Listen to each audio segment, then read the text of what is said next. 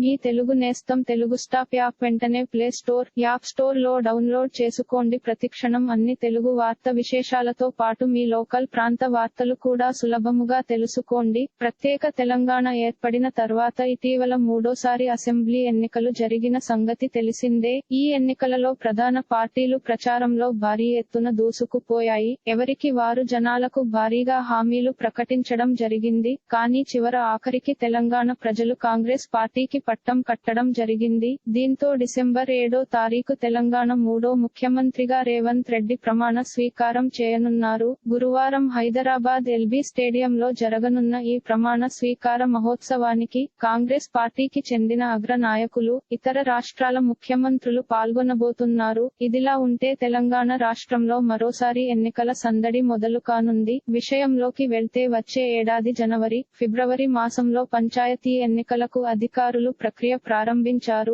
ఈ మేరకు సర్పంచులు, వార్డు మెంబర్ల రిజర్వేషన్లపై గ్రామ కార్యదర్శుల నుంచి వివరాలు సేకరించడం జరిగింది. ప్రస్తుత సర్పంచుల పదవీకాలం జనవరి 31వ తారీఖుతో ముగియనుంది. దీంతో త్వరలోనే తెలంగాణలో పంచాయతీ ఎన్నికల నగారా మోగనుంది. ఇటీవలే అసెంబ్లీ ఎన్నికలు ముగిశాయి. అయితే ఒక నెలలోనే పంచాయతీ ఎన్నికలకు రంగం సిద్ధమవుతుంది. ఇలాంటి మరిన్ని తెలంగాణ వార్త విశేషాలు కోసం ఛానల్ కి సబ్స్క్రైబ్ చేసి గంట నొక్కడం మర్చిపోకండి.